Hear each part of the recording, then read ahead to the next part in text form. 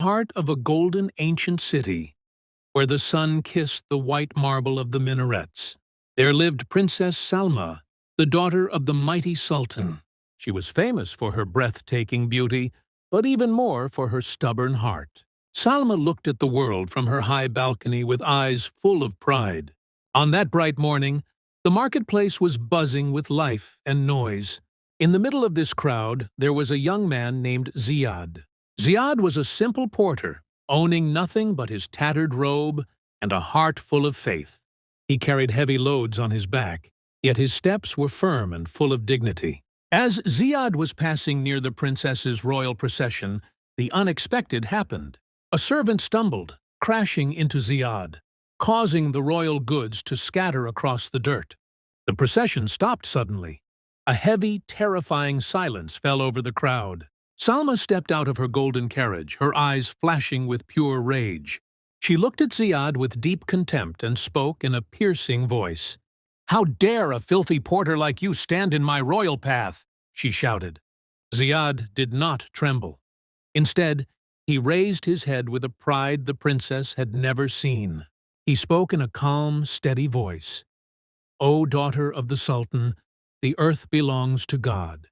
We are all his servants. No one intended to offend you. Forgiveness is the quality of the truly noble," he added softly. Salma was shocked by his courage. No one had ever dared to answer her back, especially not a poor man who possessed nothing but his words. Her face turned red with anger. She ordered her guards to seize his meager belongings. Ziad stood alone after they left, looking up at the vast blue sky. "O Allah, I am content with your decree, so grant me your grace," he whispered.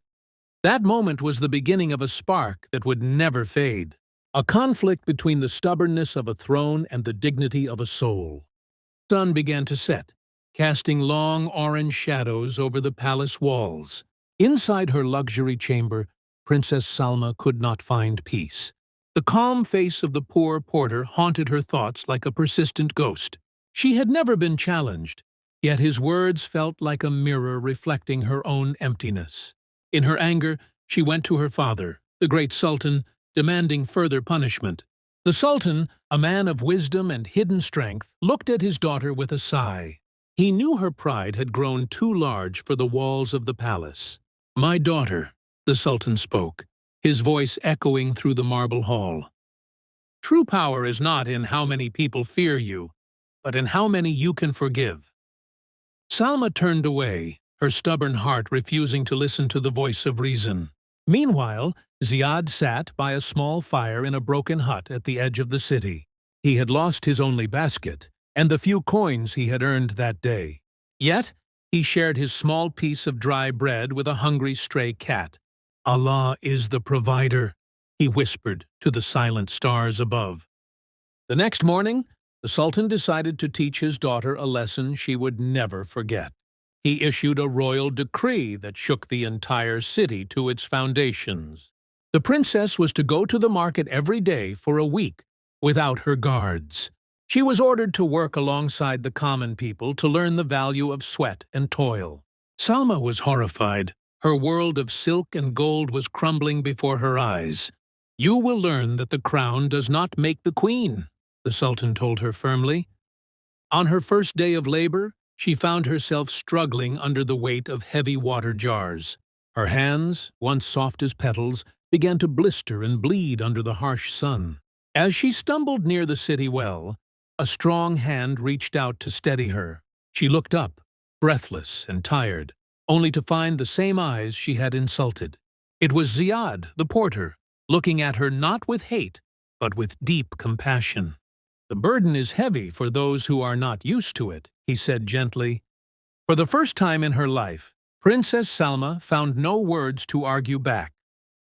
The dusty marketplace was a world Salma had never truly seen before. Every muscle in her body ached, and the heat of the sun felt like a heavy cloak. Day after day, she returned to the well, and every day Ziad was there. He did not mock her, nor did he remind her of the harsh words she had spoken. Instead, he quietly showed her how to balance the jars and how to walk with ease. Work is a blessing, Princess, Ziad said, as they sat in the shade of an old tree. It cleanses the soul and teaches us that we are all equal in the eyes of the Creator. Salma looked at her calloused hands and felt a strange, new sense of pride. It was not the pride of a throne, but the pride of someone who had survived a long day. She began to notice the small things she had ignored her entire life. She saw the way the poor shared their meager food with laughter and joy. She saw the kindness in Ziad's eyes when he helped an elderly woman with her load.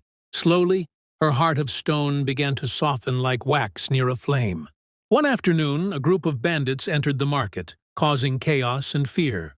They aimed to steal the merchant's gold and spread terror among the weak. While others ran away, Ziad stood his ground to protect an orphaned child. He was brave, but he was outnumbered by the cruel men with their sharp blades. Salma, watching from a distance, felt a surge of fear she had never known. She realized then that Ziad's life was worth more than all the jewels in her palace. Without thinking, she grabbed a heavy staff and rushed to stand by his side. "You shall not touch him," she cried out, her royal voice ringing with true authority. The bandits were stunned to see a woman with such fierce courage in her eyes. Ziad looked at her, surprised, and together they stood firm until the guards arrived. The bandits fled, and a heavy silence returned to the dusty street. Ziad turned to Salma, a small smile appearing on his tired, dusty face. "You have a warrior's heart, Salma," he whispered, calling her by her name for the first time. The princess did not get angry. Instead, a warm blush crept onto her cheeks. The stubborn girl was gone, and a wise woman was beginning to take her place. The week of labor came to an end, and the palace gates opened for the princess. Salma returned to her chambers, but the silk sheets now felt too cold and strange. She looked at her reflection in the mirror and did not recognize the woman staring back. Her eyes were no longer filled with arrogance, but with a deep, quiet wisdom. The Sultan summoned her to the throne room, his face unreadable and stern. "You have seen the world of the poor, my daughter," the Sultan began. "Now, it is time for you to return to your royal duties and marry a prince." He presented her with 3 wealthy suitors, each offering gold, land, and power. Salma looked at the piles of jewels and the promises of vast empires, but her heart was miles away, in the dusty market with a man who had nothing. "Father," she said, her voice trembling but clear, "gold cannot buy a noble soul. The man who taught me the meaning of life owns nothing but his dignity." The Sultan frowned, his voice growing loud. "Do you mean the humble porter? A princess cannot marry a man who carries burdens for a few copper coins." Salma knelt before her father, tears glistening like diamonds in her eyes. "He carries the weight of the world with a smile because he trusts in Allah. I would rather be the wife of a righteous poor man than the queen of a hollow heart." The Sultan stood up, his shadow looming large over the marble floor. "If you choose him, you choose a life of hardship and struggle," he warned. "I choose the grace of Allah and the peace of a satisfied soul," she replied. The news spread through the palace like wildfire, shocking every courtier and guard. The stubborn princess had finally met a force stronger than her own will. Love. But the Sultan was not finished testing the strength of their bond. He sent for Ziad, intending to see if the porter's heart was as pure as Salma claimed. Ziad entered the palace, his head held high, not intimidated by the golden walls. The Sultan offered him a chest of gold to leave the city and never see Salma again. Ziad looked at the gold, then at the princess, and finally at the Sultan. "Wealth is a shadow that disappears," Ziad said, "but a soul's promise is eternal. I do not seek your gold, Sultan. I seek the heart that found its way to the truth." The Sultan was deeply moved by Ziad's sincere words. He saw in the porter a strength and purity that gold could never buy. He looked at Salma, whose eyes shone with a newfound humility and love. The Sultan, a wise ruler, understood that true royalty resided in the heart. "My daughter," the Sultan announced, his voice filled with pride and joy. "You have chosen wisely. Your heart has led you to a treasure greater than any kingdom.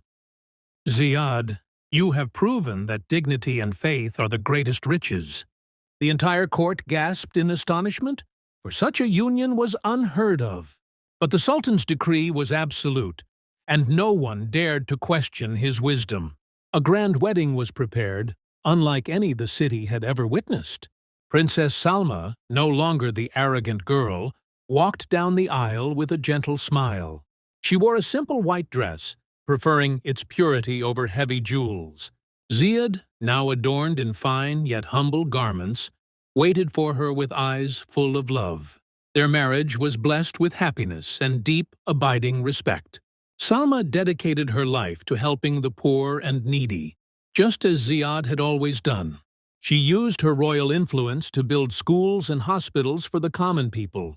Ziad, with his noble character, became the Sultan's most trusted advisor. He brought justice and fairness to the kingdom, always putting the people first. The Sultan lived many more years, ruling with wisdom and watching his daughter flourish. He often spoke of the day his stubborn daughter found her true path, and how a humble porter taught them all the true meaning of royalty.